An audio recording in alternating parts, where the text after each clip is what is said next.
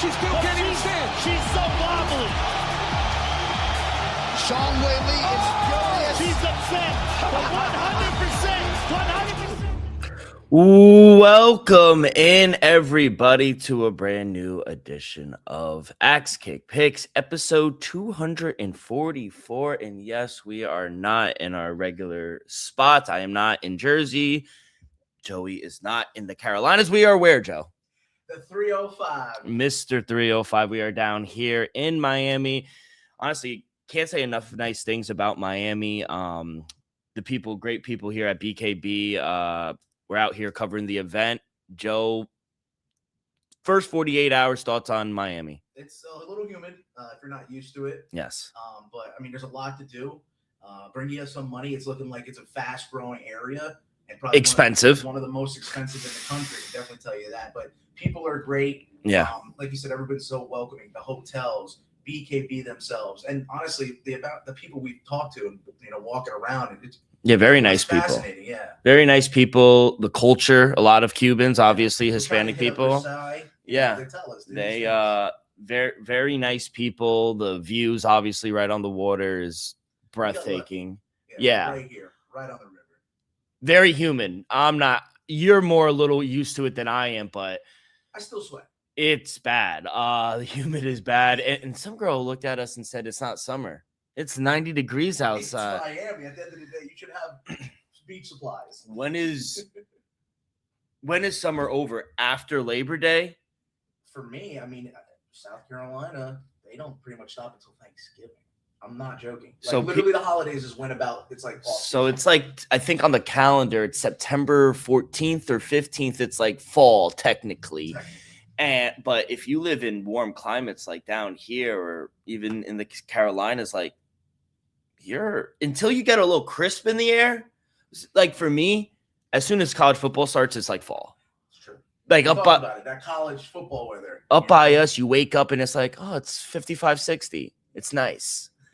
So Sweater weather. yes, 100%. So yeah, Miami's been great so far. We got a couple more days, weigh-ins and press conferences tonight, and then we have the fights tomorrow night, and then we go back home Sunday. So yeah, but I got to compliment you too. You had some good questions going for the fighter meetings into media day, and like we said, we get lucky. We'll get to the presser right before weigh-ins today. Yeah, 100%. I appreciate that, and everything so far so good, but. Joe, we got a great episode for everyone today. We got a lot to recap. UFC Sacramento, PFL Tampa, the 1-year anniversary of RAF. We had Timofo Lopez and Rolly Romero. We have the Dana White Contender Series. I mean, Bella Mir. I mean, oh my God. And then we got this week, and it doesn't stop. We are in Shanghai, not Macau. No. Shanghai. They're doing for a loop there. We got great actually boxing fights as well. Moses Atama and Philip Herkovich going down tomorrow morning. Same time as MVP Women's 6 card is Mikkel Mayer and Chantel Cameron. Just watched their face off in 10th. They're Chantel and Michaela. in each other's face. They're I mean, pushing each other back and stuff like that. You were speaking of fights overseas. We had Road to UFC this morning. We woke up and watched a couple fights as well. where that's in Shanghai. I was gonna say, is it in Shanghai? It has to Like be. when they did it last time, it was in Macau. When they were in Macau. Yeah. So it makes sense to keep it. It has to be, right? Yeah. So I don't know when the next time maybe UFC Noche, they're going overseas. Something, but yeah, it was there. Oh, by the way, we have BKFC obviously in Fenway. We have BKB in Miami. What happened to Dylan Dennis? I don't know if it's a ploy, right? Like he brought. I saw the cut though. like, It was graphic image, like it was would real. that be previously though, like is any time? So he was on air. They actually had a virtual face off, Mike Perry and Dylan Dennis on Ariel's show this week. It was Monday. Yeah, right before I left. It was on Monday, and he was just like, he was in good spirits, and Mike was like complimentary of him, like, hey, he signed the contract, he's training. That went away quick. And then he gets up on stage saying, that pussy didn't show up. But it's that old saying, fool me once. Shame on you. Shame on me. We should expect this now from Dylan Dennis. He spells his name the wrong way. Actually, we met a Dylan down here. We met a Okay, Dylan, you and guys. it's spelled. And by the way, I went to Starbucks. Did they do that to you? So every time I go somewhere and they ask you how do you spell your name, I always spell it. And some people get mad. They're like, "You think I don't know how to spell Dylan?" I'm like, clearly not. It's Dylon. It's Dylon. and he didn't even spell the other name right. He spelled it Dilan. Dylan. I bring to the sketch, the Dave Chappelle sketch. Who the best rappers alive? Dylon. That's what it's Dilan. You can't make it up, bro. And the other one is like, who was the running back? He's on the Panthers. Remember AJ Dillon? No, AJ Dillon. Okay, yeah. And he spells it Dillon. But that's a last name. That's a last name, but still, like. Speaking of dual arenas, the first one, they got a mixed bag over there. And then, if you guys don't know, Velveteen Dream, he was an WWE guy. He attacked Alex Nicholson. You saw that? Like, I saw the exchange. I didn't know who it was. That was at Fenway. No. This was Orlando, right down here. This is the Dylan Dennis and Mike Perry fight. Now that Dylan's pulled out, Brandon Jenkins stepping in on short notice. I think the ex UFC guy. Yeah. Professional. He was on the plane. He made weight. That's a professional. Yeah, you gotta kind of save the card. It's unfortunate. Mike Perry's still going to go out there and dominate, though, right? I wouldn't expect anything less. That's why I said to my buddy Tamer, I was like, "Something's going to come out from the Dylan camp," and I was going to say maybe you want to bet on a disqualification, but literally we know he's going to pull out altogether. I do want to start with probably the biggest news, and it has to be Bellemere. And I think a lot of people in this society, or maybe it's my algorithm, they just want people to fail. And, watching the fight, she won round 1, and I thought she lost round 2, and I thought the third round was a toss-up. Yeah. But just realistically, they gave it to Alex and credit her. She was she's very real. She's raw, too. I mean, she's let's be real. Let's call it. She won the fight. I don't think there was much of I thought it could have went either way. The third round could have went either way. The tide changed after, like you said, that first round where we thought we would have got that Bellemere. It was clear 1-1 going into round 3. So it's damage and control. Damage was obviously to Alex, and the control was to Bella the last 2 minutes. She did have her back. She did have her back, yes. But the damage was already done. I was fine either way they went. They gave it to Alex. She got a contract. You had to give her a contract based on what happened, but she's still raw. Like, she's real. She's authentic. Got to give her props. She's organic in that regards. And like you said, at the end of the day, you mentioned raw. Bellemere is a raw prospect. She didn't look good, though. No, I just think you talked about the control. I think Alex controlled the striking changes. So where Bella shined was, of course, going to be in her grappling. But even the takedowns didn't look good. She has to make strides. The takedowns didn't look good. Credit Alex for the great sprawls that she did. And, yeah, she was better on the feet, and you saw it. And it's smart, too, by the organization. Like I said, I do think Alex won the fight, but to have her win and have Bella kind of, step back, I think you can grow Alex now, having won that fight. If she lost, we would not have known her. If Correct. She wins as the biggest underdog in UFC history, regardless of Dana White Contender Series or UFC or any of that. She's now kind of a name, and you still have Bellemere in the shadows, I feel like. At the end of the day, people are going to be harsh on her and critic, as we said. But she's 23. Yeah, she'll be back. And Frank Mir lost his 5th fight when he was in the UFC at 23. A lot of similarities. She'll be back. This is not the first time she's lost like a big match or fight. She'll be back. You mentioned something that I want to get to in a minute, but thoughts on Bellemere maybe coming back Dana White Contender Series this season? I think, personally, take the year off. Regroup, really, and LFA, CS1, like there are other underground promotions that you need reps in because it was evident you are not ready. Clearly. Where are they based at? They're not. Who? Bellemere? Are they Florida? I think they're California. I'm just thinking, like you said, regional promotions. LFA, actually, I would even consider that a big step up. Like Legacy Fighting Alliance, we get a lot of prospects from there, as we've seen in the Dana White Contender Series. I'm thinking I'm going to bring up the Jersey promotion, CFFC. That's what I'm saying. Smaller regional promotions could be good for her. And I mean, heck, why not go overseas? Let's see a Bellemere in Cage Titans or Cage Warriors. Like that would be sick. She's fighting out of Vegas. Okay. So right there, but yeah, CS the one in Jersey. There's so many underground promotions that you could get your reps in and then come back a year later. You'll be fine. She's got. I'll be honest with you, 2 or 3 fights. Easy. Get those easy. Then step back. Like Contender Series, I would even think. Like 100%. Pass that test. Yeah. And we've seen stars grow. So you mentioned this is obviously going off of Dana's comments about the whole biggest underdog. And first of all, let's talk about the market. There should never be that big of an underdog. That is one thing I agree with Dana. No one should be betting these favorites as big as they're just so raw, these guys and women. So on one hand, I agree that she shouldn't have been this big of an underdog and Bella shouldn't have been this big of a favorite. On the other hand, for him to come out and say, first of all, he said the wrong number. She wasn't a 6,000 favorite. That was one. He didn't know what he was talking about. And two, she wasn't. First of all, it's Dana White Contender Series. It's different from the UFC. Exactly. Your thoughts on biggest UFC upset? Because people talk about Ronda. We just saw one in Philly. Jeremiah Wells beat Mike Tevek oral line. That was. But I'm saying big fights. Ooh, okay. I'll give one to you that we just saw. Has to be Sean Strickland and Israel Adesanya going down. Mark that twice against Hamzat too. Hamzat as well. Upset. And then you go classic like a Matt Serra beating GSP. GSP, that's a huge one. That's when people were going through this trend, that's all I saw. Yeah. And that would be yours, the biggest? It's not in the UFC. Or you wanted just a specific UFC one? Yeah, UFC. I'm going to go to the GSP Matt Serra because I'm a big Matt Serra fan, but I just want to bring you one fight because I don't want to mess up the name, and I should know this. I'm shameful for saying that. Where's my man? Because I'm going to get Anderson Silva's loss when he got scissor swept by, dude. It was insane.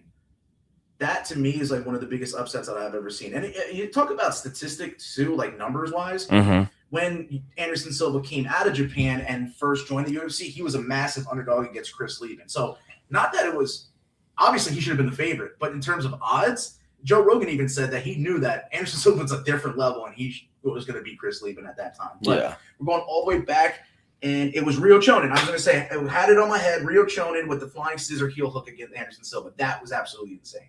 And the maneuver. What year was that? 2004 in Japan, in Pride. All right.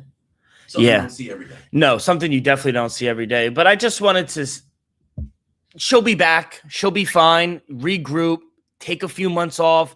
She has obviously a great father. By the way, I did not know Frank Mir was not in the UFC Hall of Fame. How's that happen? I don't know. It's like I said, Frank Mir, you would look at his record. 19-13, but still. And not consider him, like I said, can't be blinded completely by that resume. I know it carries a lot of weight if you're able to keep that longevity, but we can also consider greats in their prime. And his prime was great. And a lot of people do lose their Dana White Contender Series. Look at Carly Judice, who we just saw, who's going to be a future champ. She lost. Joe Pyfer got injured in his Dana White Contender Series. A lot of these guys and women go out and they lose and they come back. And she's a great supporting cast. 100%. She had like a contract coming out of high school, I think, like that to get to this point. So it's maybe a lot of pressure and maybe rush. That's what it was. It was the pressure where everyone is saying, the next big thing. Joe, even you said anyway, which way she wants. Yes, and I'm not going to be ashamed of that. No, but it wasn't just you. You were in the majority. Super happy and proud of Alex. Oh, 100%. And she's fun. And I like what she said coming afterwards. And she was very humble. And excuse me, she also came out on an interview and said, you know what? I don't even care what Bella's mom says. She goes, people are just making too much of it, which. What I'm going to like for Abadoka is I think she's going to make some fun fights in the UFC. Oh, yeah. I think she's going to be a fun fighter to watch for women's. Yeah, 100%. Other than that, we did have a really good main event. By the way, all 5 contracts, all 5 winners won. Honestly, it was one of the best weeks of Dana White Contender Series. 2026 has been on fire. Week 2 and week 3 back-to-back weeks. It's hard to kind of match it up. You're going to week 4 when we give you some picks at the end. I wonder how they're going to do it because I think Dana's on that chopping block stance right now where if you don't have a performance-ending fight, he might not give you a contract. I think he's on that right now. And also the atmosphere with the fans have been better. Getting more seats and stands has made an improvement. 100%. I need to get out today, guys. Let's go to Sacramento, a little west of Las Vegas, and we have the middleweight main event between Gregory. It's Rodriguez. It's not Rod. They've Americanized it, but he came out and said it's Rodriguez. It's Brazilian, yeah. Portuguese would have R's as an H. Exactly. You don't say, was it Look at the Gracie Gracie's? That's what I was Yeah, gonna say. Hoist. Hoist. It's not Yeah. Royce Gracie. It's Hoist Gracie. So Well, Helio was spelled with H, but that's fine. yeah. But no, I was when I was watching it, they were talking about it. I was like, it's Rodriguez. Yeah. But he does get the unanimous decision win over Anthony Hernandez. The judges scored it 48-47 times 2, 49-46. I scored it 49-46. I thought he won one round. Yeah, that was RoboCop's fight. RoboCop never dies, you know, in the movies, and it seems like in real life too. Like, going back though, like away from this fight, remember how he lost the Hulk, Bruno Ferreira, right? He got knocked out. That was I thought you were talking about Josh Hokett. They were saying throw those guys together, those two, and they probably go back and forth knocking each other out 100 times. It'd be 50-50. But he, you know, RoboCop's on a tear. Like honestly, Fluffy Hernandez is not an easy out. Cardio looked good too, 5 rounds. You know, I saw like comparisons, a completely different style of fight, but for him to take the shots he did remind me of like a Gaethje, but just not with the winning effort. Like him able to absorb all of that and still have enough gas to like kind of throw back the return strikes. I think that was impressive by Fluffy, but RoboCop was the one less gassed, and he was the one more damaging, and he was the one winning the exchanges. So, like T said, it was certainly a 4-1 victory for RoboCop. Yeah, so we'll see. It's now 2 in a row loss for Anthony Hernandez. Yeah. We were thinking the world of him too, right before them. You know, there are levels to it. And thoughts on Gregory Rodriguez calling out DDP? I mean, there's not a lot to do. That's not a bad one. You know, and you look, the loss is, you know, Gregory RoboCop Rodriguez, who is vying for a title shot now, right? You said DDP is going to be the next step right there for it. And the other losses against Sean Strickland, who is currently the champ. So it's not the completely worst losses for Fluffy, but for in terms of matchmaking, what else can you do for RoboCop? Like Fluffy was right at the door. RoboCop's now there. It's got to be like one more fight and title shot. Am I wrong? For where RoboCop isn't? No, because look, you got Hamza gonna fight next, and a lot of people are saying he's gonna go up, but and I agree he's gonna go up, but he wants that rematch first. Yeah, they're gonna have to try to get that done. What do you do with Nasruddin Imavov though? That's the biggest, and we've been asking that question for months. It feels like there's no such thing as a meritocracy. That's the thing. But like I said about Nasruddin Imavov, is it going to be difficult to kind of throw him right into a title shot without a fight? Unfortunately for him, it seems like he might be a fight. Maybe that's could line up with RoboCop too. Brandon Allen, Caio Bahayo is on the men right now. That's not fair, like you said, to Imavov. But life isn't fair. No, and inactivity, I think, regardless if it's or not, like you said, for the eyes of the viewer, you got to be refreshing by seeing that fighter in action. And if it's been a year and it's going on now 2, how long has it been? It's been a while. It's been a while. Yeah. That's not the best. Thank God we got that fight in the main event. It was fight of the night because the chief support, Vito Petrino, this unanimous decision win over the polar bear, Sergey Spivak, the Moldovan. That's 4 in a row now at heavyweight. It wasn't Romania. It was Moldova. Moldova, yeah. That's 4 in a row at heavyweight for Petrino. He needs a rank. He needs a ranked fighter now. If you're like a 205er, but you're cutting weight to 205, you might need to think about making that transition to heavyweight because it just seems like it is a shallow pond where you can make a name for yourself. We see Josh Hokett, how fast he's rode up the rankings, and Vitor Petrino doing the same. Walter Walker catches a heel hook every fight. You know, it's like the heavyweight division. If you could step up to it, and I think not just be a heavy guy, be a quicker guy in your feet. We're seeing a Tom Aspinall, Cyril Gahn. They're not 265. They're like 240, lean, and they're fast. And I think for Petrino, he's going to have that advantage if he's fighting some slower, bigger guys. So. Yeah, one guy not going up, RDR.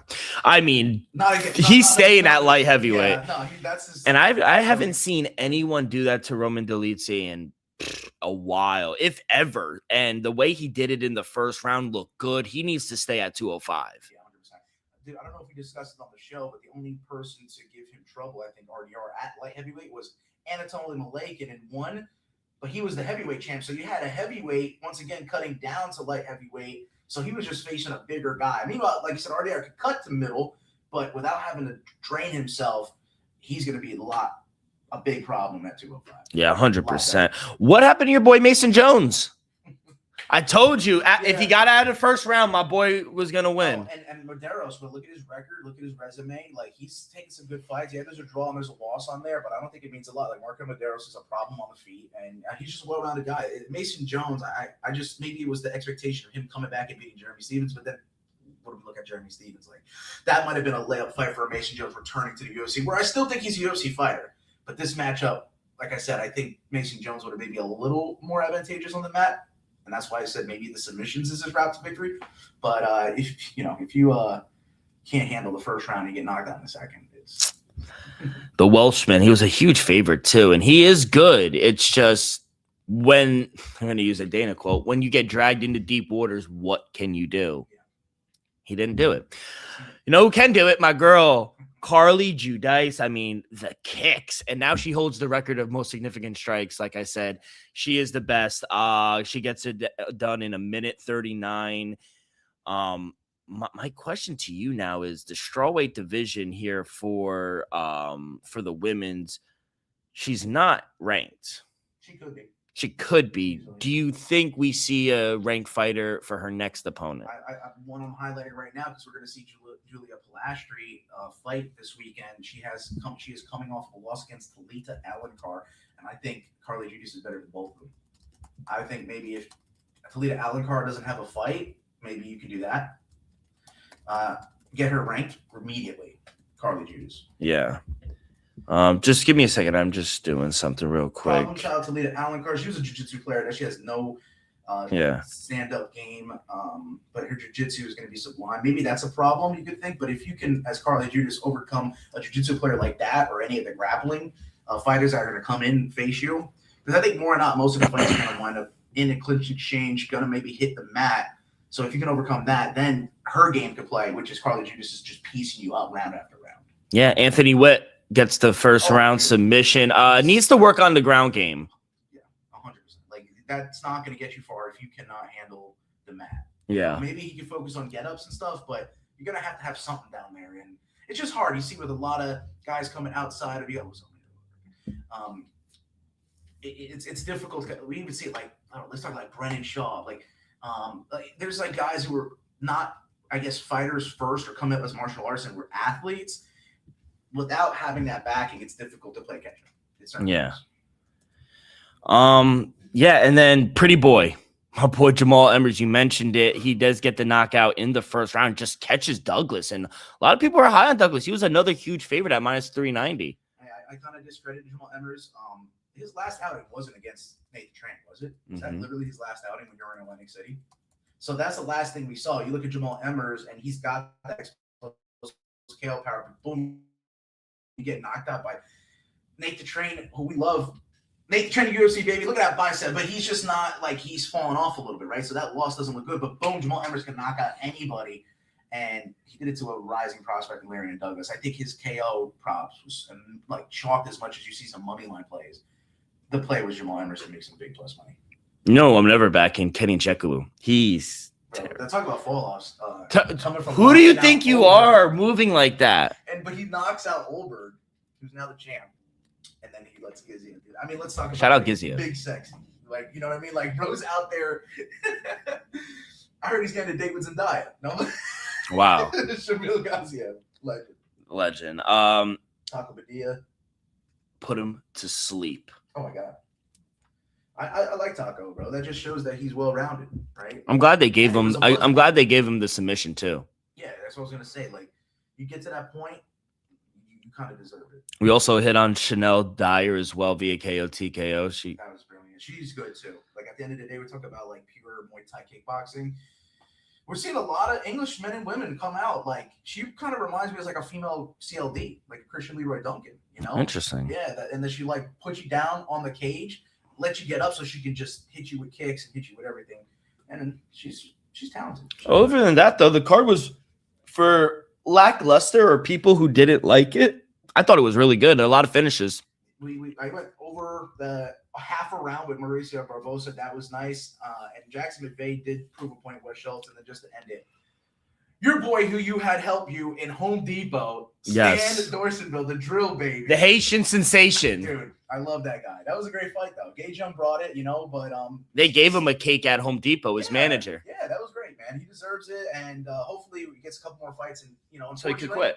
He doesn't have to work at Home Depot anymore. Yeah, but he does like it. He said. I was gonna say it's hard because you get into that routine, like you said, and it kind of brings you to the show. Stability. You can't forget where you came from. So let's just hope that never happens. We also had PFL Tampa, where doesn't look like it's Chris Cyborg's last fight. She did defeat Caitlin Vieira, who came in 7.5 pounds overweight. It helped her.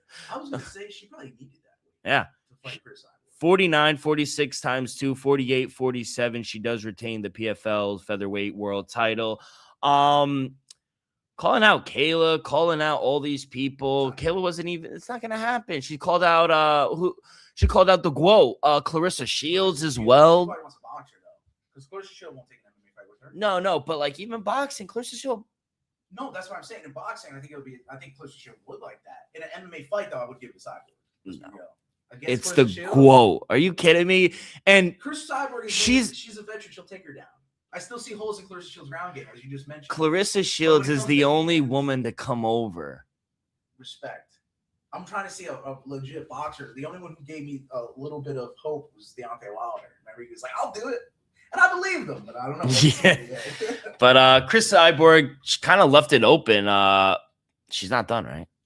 No, but like you said, it might not be an MMA fight next. It might be like a boxing with gloves. Like she might go and do that. So interesting. Other than that, Dakota Bush won. It's gonna be hard to find matchups. That's my opinion on it. Yeah. Even in the PFL, and Dakota Bush. I think he beat a Dana White Contender Series guy this week by choking him out. So he won. He won split decision. Yeah, no, but I'm saying like Dakota Bush has been in UFC. He's beating guys who are now trying to make the UFC. Like he might be knocking at the door. Let's be honest. Like I don't know. Maybe it's just the fact that he goes the distance a lot with him. Like he has some finishes on his resume, but there's that excitement level too. Luke Trainer won KO. He's a free agent. He's on the streak right now. You think the UFC would sign him? Like maybe BKB. Nah, you got to consider that they're in pure mixed martial arts. If I guess the doors. We said, hey, Aspen Ladd's here. Yeah, the door is open for any of them, but I think all credit to Aspen Ladd. I think what she's doing is a little difficult. Focusing on multiple disciplines. It is hard, yeah. Tyler Santos lost unanimous decision as well. She's lost it. She's lost the plot. Yeah, so we'll see. But it was very lackluster card. We did have the 1-year anniversary of RAF, and what a fucking main event. Henry Cejudo gets his revenge. 30 seconds in, pins Merab. I told you, bro.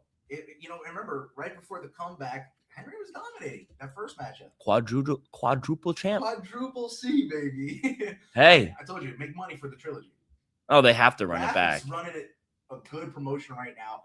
A lot of people think they would never even get to where they are today. 10,000 people. And like we're saying, the questions I had for like John Martin, for a lot of the owners or CEOs of companies, like maybe they can learn something from getting on nationally syndicated television. Linear, just like RAF. And us being wrestling guys, growing up wrestling, loving wrestling, and obviously not having the platform that other sports has, it's so good to see filling up arenas, 10,000 for freestyle wrestling. That's amazing. And they're putting on great fights, and seeing guys like Jordan Burroughs there, who might arguably be the best. Like, just look at his credentials. He's ridiculous.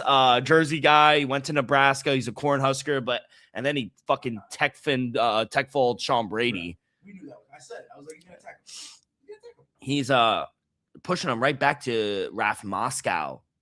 I think he'll do it. No, he is. Yeah, he's going to stay active in the wrestling sphere because that question about mixed martial arts came up, and he just said that's not what he's going to do. He thought of it. He thought about doing it. Yeah, he had an opportunity a while ago, but he was just like, he doesn't need to. No, and his weight class, he wants to be around 160. They don't have it. He goes, when I'm standing guys next to Joaquin Buckley and Tyron Woodley, he goes, they are massive. Like 185, or maybe you could fight at 205, just cutting 30 pounds. Cutting to make 170. Because we see Kamaru at 185 now.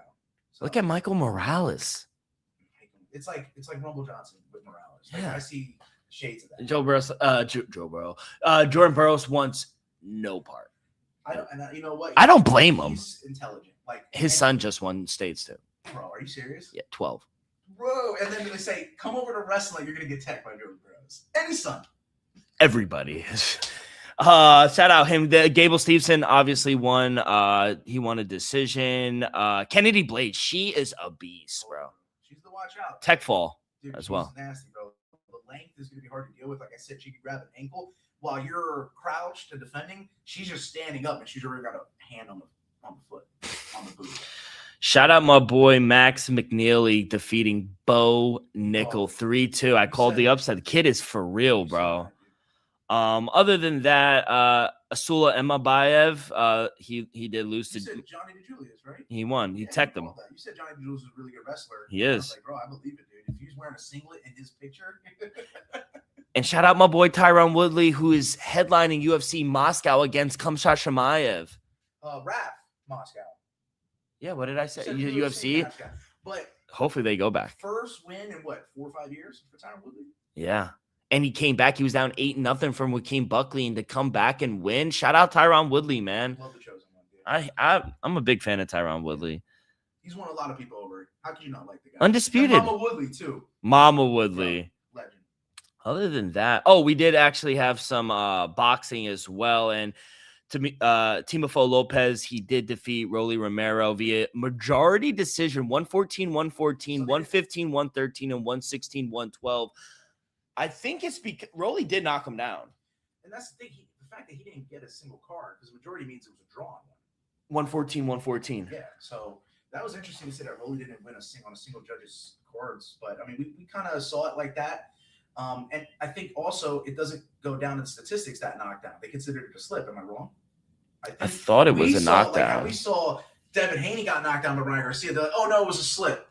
I mean, come on. That was a knockdown. And they're going to consider it a slip, so it doesn't statistically hurt Rolly Romero. But no, Timofo. No, I'm saying it doesn't hurt Rolly. No, you're right. It is Teofimo. But the fact that Teofimo doesn't get that knockdown and Rolly kind of, I mean, like the boxers know, the fighters know, we know watching the fight that should have counted as a knockdown. And the fact that it didn't, like you did say, it will protect Teofimo for not having that. And I think that also went into the scoring criteria. Of course. If he did get that scored as a knockdown, how could he have not at least won one of the judges' round? Yeah. Kind of crazy. He does win the WBA welterweight world title. He becomes a 3-weight world champion. We saw it, though. We had both. We both put Teofimo with the decision victory. Like, as boring as we said it was going to be. It was a little lackluster. Yeah. What's next for him? The winner of Conor Ben Ryan Garcia? Jack Catterall called him out. Jack Catterall's no joke either. No, what do you want to see for Timofo? Because a big fight has to happen after this. Well, there's on the Itama card, isn't like Denis Beranicek and his opponent similar weights? I was gonna say maybe you could throw someone like that in. They only got 1 or 2 losses on their record. As long as they're in a similar weight class. Dennis versus Sam. Sam Noakes. Yeah. Sam Noakes is good too. 18-1. So I'm just saying, like, it might not have to be one of those big names, unfortunately. No, they're 135. Yeah, they're too small. So what's Secure? Secure Stevenson. He's around there, right, as well? He's saying he wants to fight Conor Ben, or is he stepping up the weight to do that? No, yeah, that's why he stepped up. So he's going to be around 155, 160, 163. It just seems like you can have that, like you were saying. Unfortunately, I'm trying to get the names out there and get it mixed up with the matchups we can get instead of having what is seemingly turning into a menage a trois. Just 3 of these guys constantly fighting one another. But hey, we did have the golden era of boxing where the best were fighting the best, and we did have rematches. Yeah, every so often. All right, well, that was it. That's the weekend that was. Overall, very successful. We hit on the boxing card. We hit on a couple RAF plays as well. We hit on Cyborg winning decision. And Sacramento was successful. Overall, it was a very profitable weekend here. I went a little overboard. 3-10 is not the best record for Sacramento, so I turned it down a little bit. Just got to pick and choose my spots. But we were rolling high, so ever so ebbs and flows. Come back down to earth a little bit, and we set it straight this weekend. All right, let's take a quick break before we get into UFC Shanghai, and let me tell you guys about Viva Tequila Seltzer, the most refreshing hard seltzer on the market, hands down. No wonder why Viva was voted #1 hard seltzer in the world by San Francisco World Spirit Competition. Only 88 calories, 0 carbs, 0 sugar, and a light 4.5 ABV. Viva is the perfect drink for your post-game celebration, as it was created with that active lifestyle in mind. We flavor tequila seltzer because flavor is the spice of life, and we like our drinks with just a kick. Just like how we like our lives, whether it's Huckleberry playing around the golf with the boys or an elderberry down here in the 305, it doesn't matter. Our favorites pair perfectly with that artisanal Blanco tequila for that subtle and refreshing drink. I believe here at Axe Cake Picks and at Viva is to live long, live well, and live it up. By the way, good friend of the show, CT Betsy, did reach out to me. More Viva is on the way. By the way, you got yours. I sent you. Yeah. Good. Oh yeah, you see it on display when we're back at the home studio. Got it right behind me. Love it. All right, kid. Set your alarms. Going a little earlier, like we said, 3 a.m. start time for the prelims, but we do have the weigh-ins, which is why we're doing this a little earlier today. But it's good to get it out. Prelims go off at 3 a.m. if you want to set your alarm. Main card is 6 a.m. I probably will get to the main card. Yeah. I was going to say, Road to UFC helped out a little bit, kind of prepped you, but still not enough. Still not enough, but obviously it is headline in the bantamweight division with Song Yadong getting the home field advantage here against Umar. I think they had to throw some, adversity towards Umar. He's been cruising, but I think the onus is on him to get a finish. Minus 550. We'll see if he gets it done. In the chief support, we got the women's strawweight between Denise Gomes against Yan Shan now, who haven't seen in a while. But like you said, the advantageous being home, right? Is that going to play a factor in these fights? We got Kai Asakura, obviously, here. We got the rematch in the flyweight between Alex Perez and Sumudarji. Real quick on Alex Perez, it was funny after the whole Dylan Dennis thing. Someone said Dylan Dennis is trying to beat Alex Perez so bad. I was dying. Half of the pullouts are his fault. Half of them are not. Yeah. It's just unfortunate circumstances for him. But I don't know if you're starting, but we're starting in the welterweight bout between Cam Nelson and Ding Ming. Yeah, right? Ding Ming, right? I think it's spelled Ding Ming. Okay. Hey. Doesn't matter. The hometown guy is getting the favorite on the odds here. Minus 135. Cam Nelson is plus. Like I said, I pick and choose my spots, and not with a lot of footage on Cam Nelson. I think, Ding being at home and you have seen him from Road to UFC, maybe you want to, take a chance on him. But first fight, we're going to stay away. Nothing for you, right? Minus 145, Ming Ding. You taking him? Yeah. Okay. So I wonder if you're going to get involved in the next here. Oh, yeah. Straw weights, right? We saw Yingyang Zhang in her first matchup coming from 1, and she was a champion there. And we thought, bro, she'll just, kick it off with her winning ways, and fell short last time out. But another fighter is going to be kind of in her own backyard. Julia Pilastri, coming off the Toledo Allen card last week, we mentioned she's a favorite, minus 220 here. What I see, interestingly enough, right, Julia Pilastri does have some finishing capability. We haven't seen Zhang really get that way. And, decision fight is more likely with women's fights than not. I do think Zhang could be live as a dog here, but I'm just not willing to lay the $2 price on Pilastri either. So not knowing which way to go. What I'm rooting for in this one is that we see a finish. So I'm going to go with the women's fight here. Get a slight plus money for under 2.5 here. Julia Pilastri has some submissions on the ground. I've seen her finish fights on the feet. And Zhang is such an educated striker. If she gets her way standing, it's out there. So I'm willing to take the plus 340 on under 2.5 with this women's strawweight fight. Pilastri inside the distance. She's going to knock her out. Right? It's really possible. I like her on the feet as well. I know it's favored for her to win by decision, but I think her opponent is susceptible to some strikes on the feet. So I think she keeps it up on the feet. I think her movement is better. I think the striking, she keeps it on the outside. I like Pilastri. Yeah. I think Zhang is probably like a smaller. A little faster, but I think she's fought at Animal. That's 105. They don't have that anymore. They'll never make that. No. In the UFC. Bantamweight next, Larry Louie. I think it's Louie. When you see the cable guy, Larry the cable guy. I have no official play here. Hector Santiago, we don't know much about him. Plus 260 on the odds, and Larry Lou, minus 275. Like I said, I just can't lay a guy where we saw him come off a split decision victory in his last fight. Hasn't really sold me. He's like completely UFC. He's got expectations, but We got to see if he can meet the potential, right? So, yeah, nothing for me. By the way, literally, I was telling you about it, and CT just sent me a FedEx receipt, and it's on the way. I was like, dude, you're the best. CT's awesome. Featherweight matchup next here, right? Return of Jack Jenkins. Plus 130 taking out Sean, the sniper Woodson. With St. Louis, right? Stand up. Minus 140, right? Joaquin Buckley, right? Did you miss the bantamweight bout between? Well, so that's the thing. I've looked at the UFC and I've looked at different things, and this is the way I'm seeing it through the UFC website. I'm on the UFC website. So what do you see? Zhang Yang, and Francisco Nuzzi. Yeah, and then Jack Jenkins and Sean I literally was just on there, and that's why I was making sure, because I seen different. We go on Sherdo, we go on Tapology, we go on the website itself, and it had it that way. But I had no official play with Long Zhao. Minus 170 against Francisco Nuzzi at plus 165.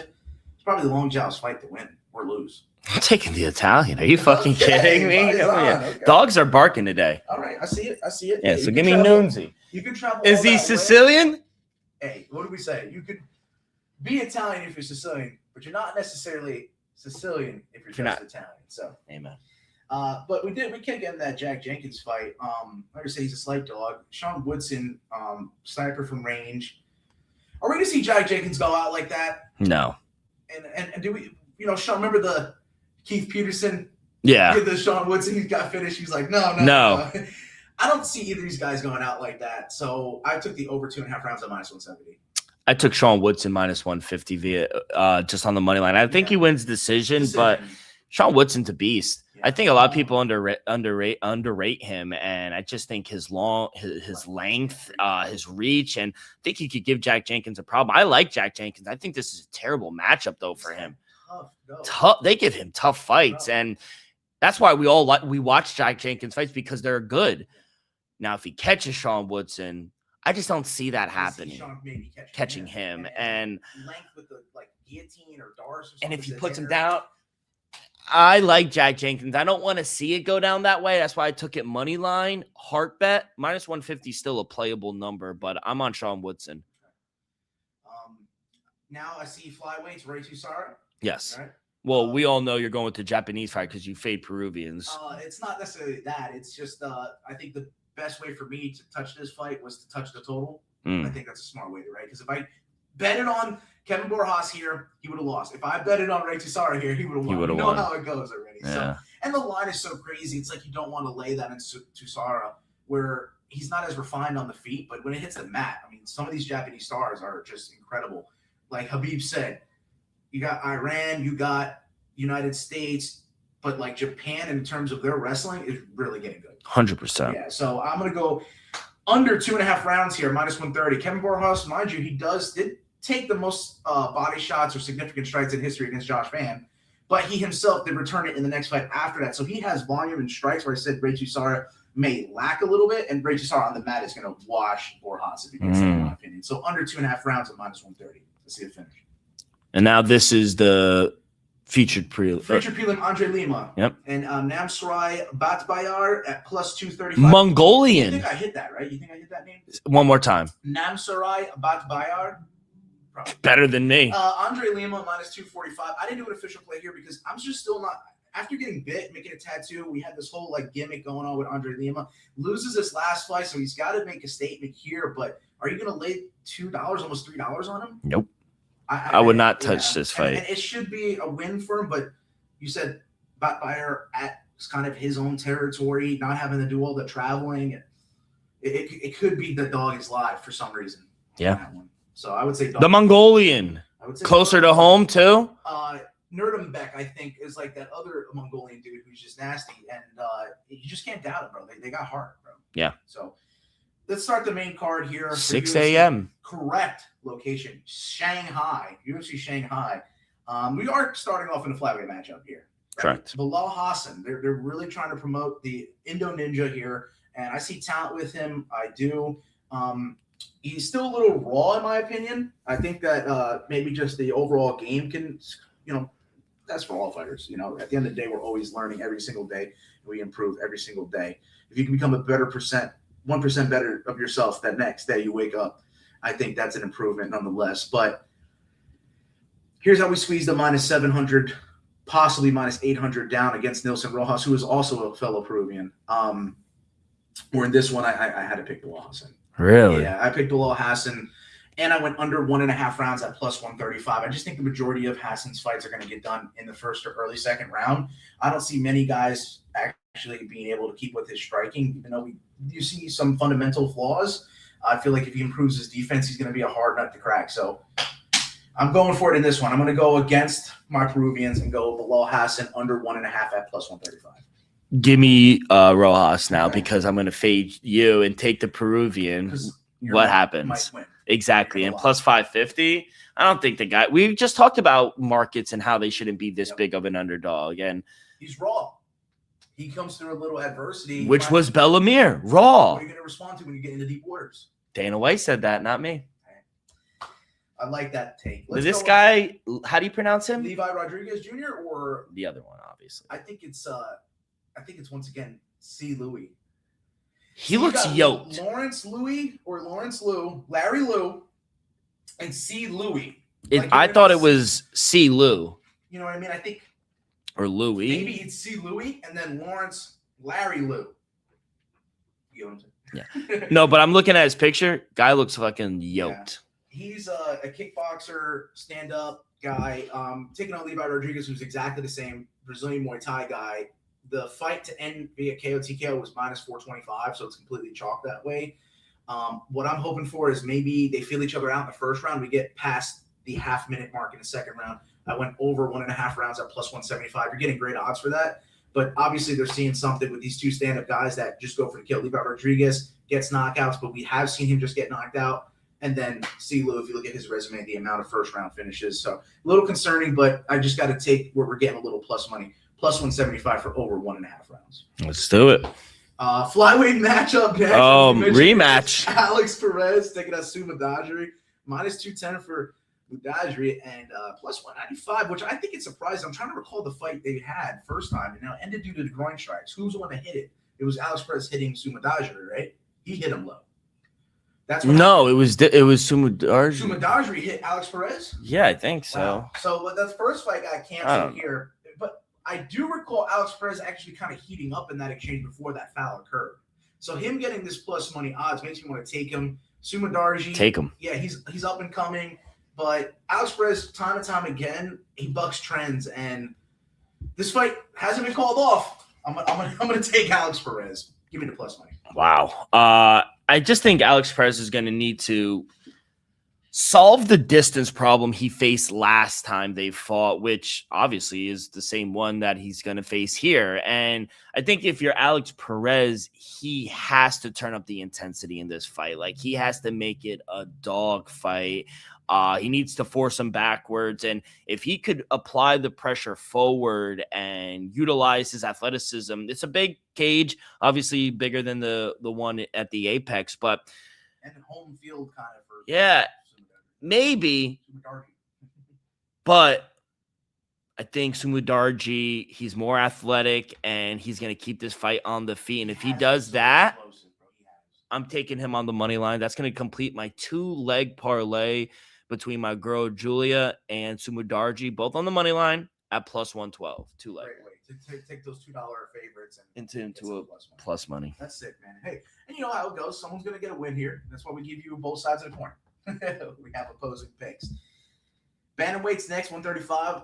Ori Keeling is plus 370, taking on Kai Asakura in his second fight at bantamweight. I think he's really found his home here. I really think this guy was big for 125. Like, he was killing himself to make it, and we've seen the poor performances from that, right? Mm-hmm. Like, depleted, not his true self, but boom, he hits his first fight against Cameron Smotherman in a bantamweight, knocks him out, right? So I'm just really thinking of Kai Asakura against an Ori Keeling where he's there to get hit. Like, he's a tough SOB, but give me Kai Asakura with the KO at minus 150.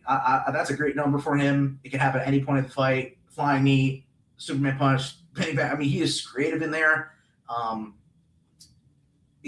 don't see Ori Keeling get knocked out too often, but this is a fight that could certainly happen. Yeah, nothing. He's too big of a favorite, though. Yeah. That's the only way I was able to turn it. Yeah. So taking a shot there. I do like Kai Asakura. I think he's so fucking cool. He's cool as shit. That's why he got a title shot with immediately. UFC fights. He's cool. He is. Then we got the co-main event here. So after finishing the feature bout, we got Yan Xiaonan saved the day at UFC 288, knocking out the women's BMF, Jessica Andrade. Remember that? But can she beat Denise Gomez, right? And Gomez has been on an absolute tear here. And I know it's in her backyard, Xiaonan. But one thing that rings in my mind is how she looked, and it goes back to it. At the end of the day, she became champ. Xiaonan did not become champ. No. But she kind of evolved from this one loss. It was for the title, though. Am I right? It was against Carlos Esparza, right? She got worked. Remember that. She looked bad. I think Denise Gomez is a problem on the feet. I think she's a little dangerous there. And I think it's just going to be night and day if it hits the mat. I have seen improvement from Xiaonan, but I just think Denise Gomez is going to be better there. And she's a slugger, too. So I just think that she's going to cause problems. And you don't want to stay away from her punches on the feet. If you're Xiaonan, and then what, you're going to get into a clinch exchange where she can hip toss you. Denise Gomez, give me the dog or plus 130. I'm concerned for Xiaonan in her own backyard. Yeah, I think the striking for both of these women are clean and technical. Both land around about 4.5 significant strikes per minute. Denise Gomes does absorb a little more. Yan holds a little bit of a striking advantage, but not a lot. Length too, reach. Xiaonan's getting longer. The clinch and ground game is where I think Denise Gomes is going to separate herself. She spends about 42% of her time at distance rather than in close, holding her in the clinch. 52% control rate in the clinch and ground exchanges. 30% of her fight time in control positions. She's not aggressive takedown. She only has 10 takedowns in the UFC. Only 34% accuracy, but she uses the close distance to get damage and she kind of dictates the pace of the fight as well. And Jan's I feel like her ground game has kind of been absent. She only has a 22% control rate, 73% takedown accuracy. So the grappling, I think, overall kind of tilts towards Denise Gomez in this fight. And obviously, I think strength of schedule, though, goes to Yan. Yeah. Her age, the layoff, it's concerning in a veteran in Yan. Give me the dog, Denise Gomez, plus 130. I told you I'm going dog hunting. I get a little concerned when I do see, back at there's a trend here. Maybe she's due for a win or just something of the sort. But there's something to be said about Denise Gomez's streak right here. Yeah, she's good. 4 in a row, trying to make it 5. We'll see. Now we're at the main event. Umar Nurmagomedov, is just an absolute heavy favorite here. Every single time he goes out, he's a heavy favorite, but hasn't proven to be such, right? Can't get the finish, right? And I think it knocks his stock down. Getting the title shot as early as he did in his career may bode well for him in the future, but man, we just talked about Nasruddin Imavov. We're talking about Armas Sarukin and how long it's been for him to get this title shot. Umar Nurmagomedov, it could be a while before we see him in the title picture, even after accumulating a bunch of wins here. And Song Yadong, never seen him get tapped. I feel like he's going to be there in the firefight too. He as much as he may be a slight technical disadvantage, you don't want to get in a slug fight with the dog, right, for Umar. You got to be in and out. You got to use your footwork. You got to stay away from his power there. And like I said, with Song Yadong never going out due to submission, I think that's off the table. And I just maybe we put that out there because maybe we could see Umar try some grappling, try submission. The Dagestani Russian wrestling is still there with him, but he is one of the guys that's really stand-up based. Man, I was torn in this main event because I like Song Yadong. I think he can actually surprise a lot of people, being in his own backyard with that power as an X factor, with not having the grappling as something that he can fall short in.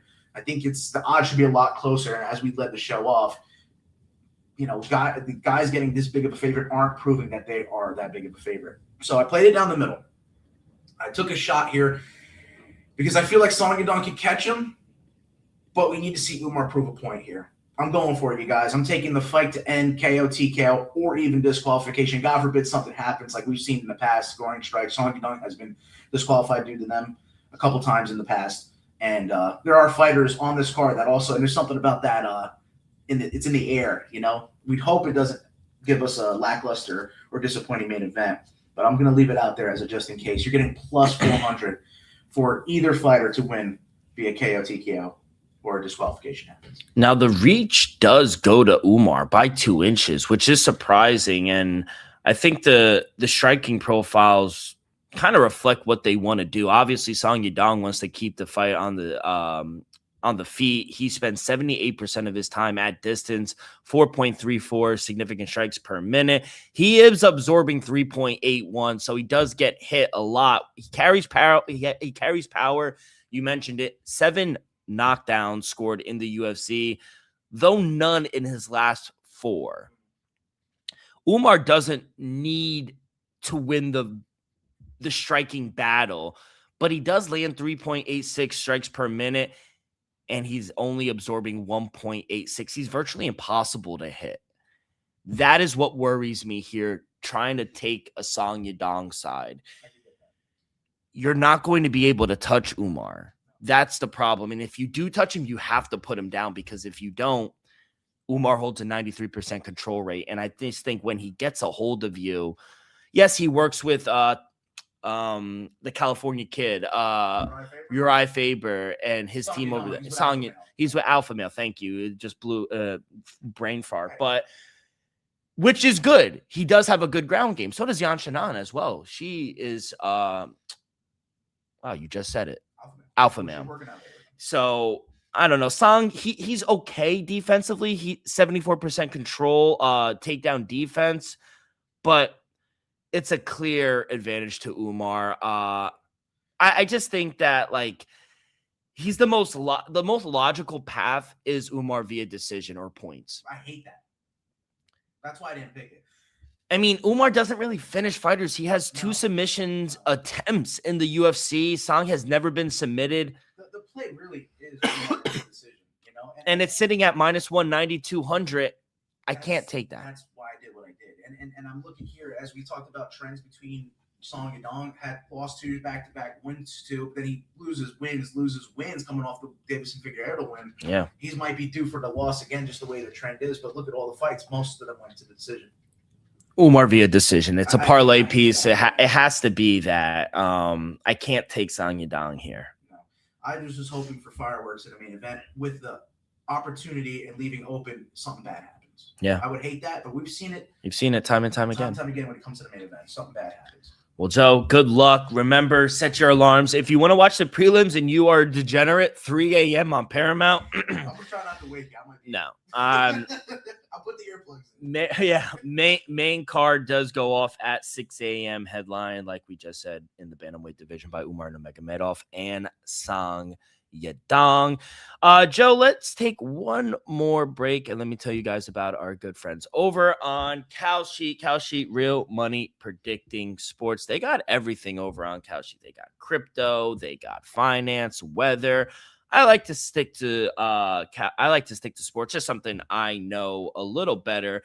And it's good because you're not betting against the book, you are betting against peer. It's peer-to-peer trading. It's available in a ton of states. And once you trade $10, you get $10 with the promo code ROCK with 2Ks24. That's Kalshi, promo code ROCK24. Looking over on Kalshi right now, Umar Nurmagomedov is trading at an 85%. It's probably 80 to 90%. Comeback on Song Yadong, 15. Do you agree with our friends over on Kalshi? As we led off with the show, no fighter should be that big of a favorite. And the Kalshi odds seem a little bit steeper than I was about to say that books right now. But they might know something that we know. Who? Maybe, and that's the public, right? Because it's peer-to-peer. It's peer-to-peer. It's a shared book. So I think maybe the sports books are trying to get some money on Song Yadong. Maybe. Why? Because if it was the other way, they need two-way action. Nobody would be taking Song Yadong if he was a plus 1,000. Yeah. Let's head over across the pond. We'll start with boxing. It's a Queensberry promotion on DAZN tomorrow morning, 11 a.m. at the O2 Arena in London. Obviously, headline in the heavyweight division for the IBF World Heavyweight title. Undefeated Moses Atama taking on Filip Hrgović. 20-1, good guy. One thing I'll say quick before we get into the fight. This is a damn shame. I know people in DAZN aren't listening to me, but to have this fight on a pay-per-view wall is criminal. You want to get Moses Atama out there and to the public, you put him on free TV. Who is paying at this time? That's the thing. 11 in the morning it'll be even earlier. It's week 0. You go out west, even further in America, it's going to be even 8 earlier. a.m. Yeah, it's going to be. No one's going to be up for that. You're right. And to put it on a pay-per-view wall is criminal for the American public. It had to grow like the UFC doing these international cards. But that's how you grow, not on pay-per-view. And also, it took a while for them to do cards in America's time at 3 a.m. Like this card this weekend. It wasn't like that when you're growing the game, when you're growing the sport. So it's ridiculous that. What could the Zone do? It's the Zone that has it, right? Yeah. To it. So is it just like ESPN Plus? Put it on something. Put it on linear television. Put it. You see, we are at an event right now where BKB is actually going to have their prelims on TikTok Live. We saw MVP do it. Yeah. Do something. Like that. Maybe not even TikTok, but it's Moses Atama. He's one of the biggest names, and I bet you if he walked down the streets of Miami, people wouldn't know him. And you know why? Because of this. Because of this. No, you're exactly right. We know Moses Atama, but that doesn't matter. No. And he is obviously a huge favorite. He's minus 800, plus 610 for Philip Herkovich. But don't count out Big Phil. No, I mean, he got knocked out with Dubois. It wasn't really a cut, though, right? I think it was something like that. That's his only loss. Yeah, and so, I mean, he's always been in these fights, I mean, he's 20-1. To get this fight is good. Yeah, Philip Herkovich is no pushover. No. But Moses Atama is the truth. Like, to your point, like, at the end of the day, this type of star needs to be on as many views and many eyes as possible, and that he becomes a bigger star. And then, in turn, it will help the sport. It will help, everything grow.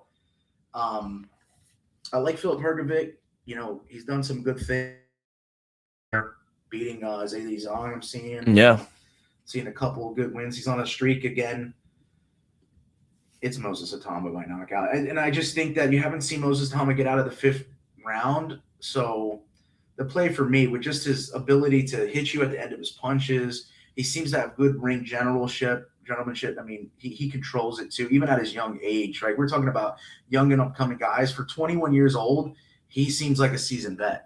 Honestly, I think this is a great matchup for Moses Atama at this stage of his career. Experience, good fighter, and eventually, I don't know. Eventually, I think everyone, maybe unless you're Alexander Oleinik or John Jones, like eventually everyone meets their match, and I think maybe he will.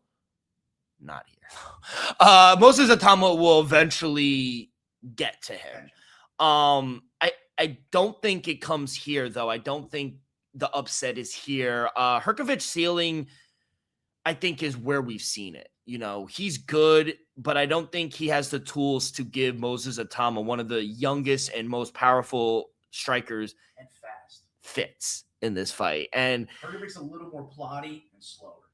Yeah, so I don't know. You got to. I'm blown away with Moses Atama. I think they need to give him another big fight after this, but I'm taking him via KO TKO. It's minus 340 even for him to get the knockout. But give me the under 5.5 rounds. I think he knocks him out in the 4th round. Under 5.5 rounds is at minus 105. And my official play is Moses Atama. I'm listening to Gus Trujillo because we talked to him and he said Moses Atama is going to win. So I got to take advice from the champ. I think it's going to happen within rounds 1 through 6. That's minus 129. Okay, very playable. Very playable. I said if it does hit the 6th round, he needs it. He could get the knockout in the 6th, and it would. Bust, that would fuck my under 5.5. Under 5.5, but this would hit. So it's slightly safer because I'm minus 129. What's your odds? Minus 105. So it makes sense. Yeah. Anything else on the card? You did name Sam and Dennis. Yeah, I was going to say that to me is probably going to be the best fight of the night. Really? I mean? You got a global heavyweight belt, you got a Commonwealth belt on the line here, but it's just it's just not much in terms of we talk about star power, and it's not that you should miss these fights. Watch these fights, we can't. If you have time in the morning and you can and have money and have some money to pay, and you're willing to do so, you're a hardcore individual, and you should be reimbursed for your time and effort. But it's a shame. It's a shame. It's a shame. Right. I go right back to what you said. Is this card, especially looking at the rest of the names, this should be free. This should be free. This card is terrible. Besides 3 fights on the top, yep, and you're paying. Yeah, and we're losing stars from that.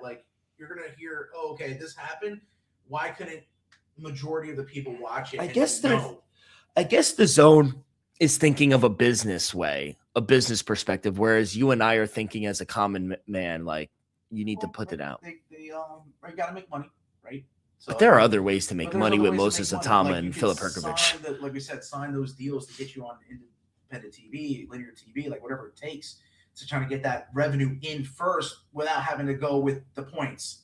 You know, I need to put it on pay-per-view so that I can make X amount of money so I can pay my guys. We should already have that figured out. The guys' pay shouldn't be dependent on if you're able to sell a fight or not, and that's your fault. Yeah.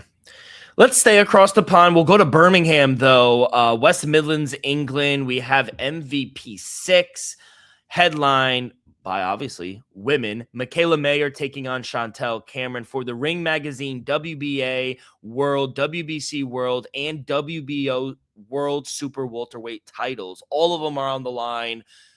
Got a little feisty here before we went live. I liked it. Honestly, even the chief support is fire for the WBC World and WBA World female lightweight titles. You got Amelia Moore taking on Carolina Dubois, and it's gonna go crazy over there too. So, yeah. But yeah, I got Michaela Mayer here. Let me tell you the odds real quick. She is, yeah, of course, that's my girl. -219. Chantel Cameron +194.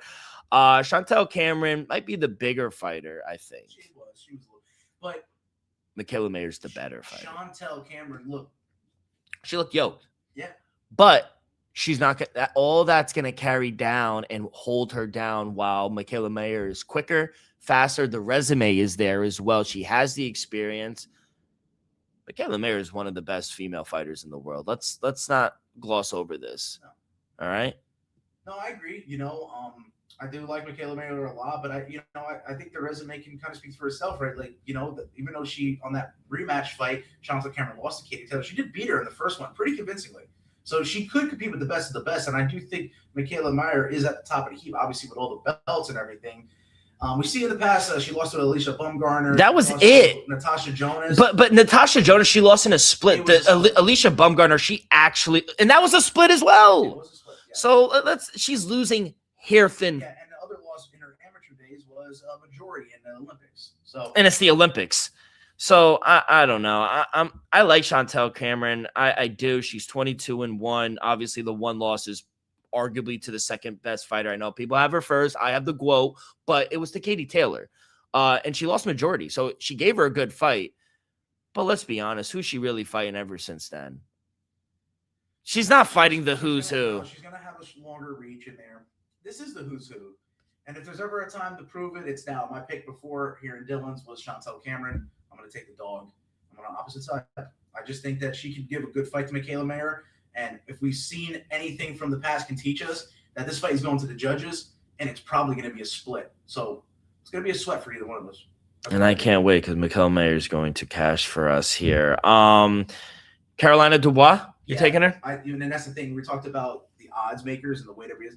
Look at all her fights. She's not getting finishes to be a $16 favorite. No, Like, she's it's too insane. big of a favorite. It's Sweet Caroline via decision at +105. That's the only way to pick it. I love it. All right. Get some plus money. That is going to do it. Like I said, shout out BKFC having their fight at Fenway. Pretty sick.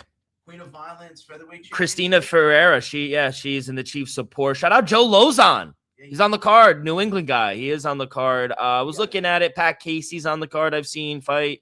Why can't we get Boston Strong, Charlie Rosa? Fuck that. Get Kenny Florian. Oh, Ken Flo. Ken Flo against Joe Lozon in a rematch and beat. Oh, he's not yet. He know that, and he's also shout out Ken Flo. He's doing tactical shooting, like he's trained. He's lethal. You don't want to enter his home. Bro. Matt, bro, he was just making quick work of everyone that was like, "Oh, hey, Ken Flo, you want to?" He was like, "All right, let me get you a little." Yeah.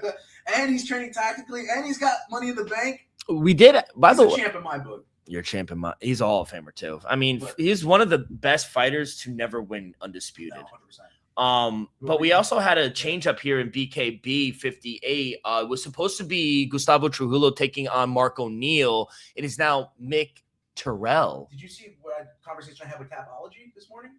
reached on Twitter, shouted out Tapology, had told them they did not update Mark O'Neal is out due to visa issues and that Mick Terrell is taking a spot. I confirmed it with them. They should be updated on Tapology for y'all. Good job. Joey D for that. Good job. Yeah, so that is he was just gonna be here, be a spectator. And I just talked to Gustavo yesterday. He said he's been ducking him. He got his wish. You're gonna have Gustavo, the heavyweight champion. Be careful what you wish for. Right? I said it. Be careful what you wish for. We'll see. You know, it's for Mick Terrell though, like being a multi-promotional heavyweight champ, that means a lot. You know, like at the end of the day, for him, like you said, coming off of the fight, recently fighting in England, it was like Anarchy of the UK. Yeah, he just was on the card. I mean, he's got balls of steel to do it, and I think there's a lot of legacy behind it. I also love the chief support in the super lightweight division. Yesner Talavera taking on Gamboa, who we've all know he's the Cuban Missile Crisis. I mean, he's one of the best ever. You told him you played with him in his the video game. You guys remember Yuri Orkis is all the fight nights, bro. And the lighter weight classes didn't have too many guys. You know, you had like Pernell Whitaker. You'd have like Manny Pacquiao. Not a lot. Not in the smaller like weight classes. And I would always pick Gamboa. He had power at those weight classes, and it was fun using it with the sticks. Like, you guys remember the fight nights, man? They were fun. Miss those. Aspen Ladd is obviously on the card. We got Robert Duran Jr., who connected. I was down there was weigh-ins this morning, and I was down there and had my Knicks shirt on. He goes, I had it yesterday. You got it today. I said Knicks in 5. Knicks in 5. You had the Knicks cap, and then you talked about the shorts, collab, and the gear, and the merch, bro. He's gonna make money. I'm ordering as soon. I'm ordering. He goes out that blue and orange trunks, gets the victory, and then drops blue and orange merch. Sell out. Yeah. So shout out that. It could be a fun fight. I was just in an elevator with Yuli Diaz. It was Yuli Diaz and what's my guy's name? Yampier Ramirez. They were both in an elevator with me, and they're getting ready for their fight. Man, they look ready, bro. I think I've heard right. They weighed in officially already, right? It was this morning they weighed in officially. Yeah, I didn't hear anybody missing weight. No. So, and that's the thing. We're going to have the ceremonial weigh-ins later to just, show everything up. But it looks so far so good. So far so good. Surprisingly, no real news in the MMA world. There was no fights announced. Obviously, on the card, they announced that UFC 333 is in New York. 334 is in the T-Mobile Arena to close out the year. Or 334 is in New York. 335 is in the T-Mobile Arena. 333 was announced before 332. Yeah. That's with, the 2 title fights for 333? Right? He's in Volkanovski and... Yeah, that's by your birthday in October. Right. In November, some of them, I feel like these October to December are always set in stone. It's Dubai, New York. They get those done first. Yes. So they're waiting for what would you say for Salt Lake to get that 332 card. Rumor has it. This is all alleged. Nothing's confirmed, but it is. They think it's going to be Natalia Silva versus Valentina Shevchenko, and a lot of people don't like it because it's women headlining. But I've just been talking up women. Women are on top of the game right now. Honestly, we need to show them love, and that's a hell of a fight. Yeah, with it growing, look how much eyes and the favoritism on Bellamere. That only happens if the women's stardom is growing, and I want to be a focal point for them. Valentina might be the greatest ever, outside of Cyborg and Amanda. Sex on it or anything as well. We talk about in general fighting. Valentina, and she's like a sweetheart. She's a nice woman too. Between men and women, Valentina's up there, bro. The bullet. She's also a tactical shooter as well. Too, she could kill you any which way. But yeah, that might be it. It's TBD. You got to imagine Tommy and Cyril Gahn headlining Madison Square Garden. They're gonna put the heavyweights on that, and then you don't know. Like you said, end the year with a Vegas fight? Could be kind of which. I think we have some time to see who fights in December. They want to see what falls out from 331 before they can match maybe. Exactly. So we got some things. But yeah, no boxing news as well. So no news. Let's just get right into 10 seconds left already in week 4. Insane. Like you said, they've just been killing it. Week 1 I actually think was the lesser of the last 2 weeks. Yeah. I would honestly, even though we had the biggest upset in quote unquote UFC history, even though it was Dana White Contender Series, I would still put week 2 over last week. Wow. Would you? No. Week 3 was sick. Yeah. I loved it. I love the characters too. Yeah. They were good. So here we are for week 4. and he'll kick off in heavyweights. You got Charlie Cleveland -117 against Gabriel Larenko. I had found some odds here. It's a little early. It's hard to get that, as we talked about some Dana White Contender Series fights or Road to UFC. The odds don't drop till right before the fights, and it makes it difficult for us to find it. But shout out to our friends at Kalshi because they were on top of it first, and so I literally appreciate that. But I'm gonna go, Charlie Cleveland. I think the Reaper here. I'm probably gonna have a little more for Gabriel than the other way around. Liam McCracken, we're talking about English stars coming over. We just saw last day Sean Clancy looked fantastic out there. Sylvester Sanchez, he's got a dog, but I think the potential, and he might be ready for the show. Liam McCracken here, what a great last name for a fighter, -317. Lightweights next, Adam Livingston, -156, getting the favorite here, but I like headshot Hunter Smith here. I think he's got some power, he's got some fire, and he can prove he's not a dog at +144, so I'm going to take the dog. And last two fights, middleweights, Brandon Holmes taking on Modestino Rodriguez at +245. I can't, like we talked about Dana White Contender Series, I'm willing to lay that -$3 on Liam McCracken, but not so much on a Brandon Holmes here. I'm going to go take the dog. I'm going to dog hunt and see if we can hit on the +245 with Modestino. Rodriguez, maybe. Rodriguez? And with the welterweights here, Patrick Rivera, older guy. We just seen what happened when we had the Batman Boleto take on Sean Clancy. I mean, it was night and day. Patrick Rivera +300 and his age isn't going to convince me to pick over the plank, baby. I'm taking Adam Darby and laying that line. As soon as you get some props and stuff, try to find it to get you better odds, but I kind of give you a side on each fight. That's good. Record into week 4. Do you have an updated record? It is now 12-5. I have 10-3, and after, like I said, a 2-2 week, we are now 12-5. 12-5 heading into week 4. Hopefully, we could get to 17-5 after the 5 wins. No more losses. Kid, that's gonna do it. We will be back next week. Time TBD. I will be away, but Joe will figure it out. But we will be back next Friday. Where are you going again? Bulgaria for Senchi 33. Senchi. We covered that as well. Yes, so sir. Thank you guys. I appreciate it. We're gonna go enjoy some sun in the 305. But until next week, take care of yourself and each other. We'll see you guys next week. Peace.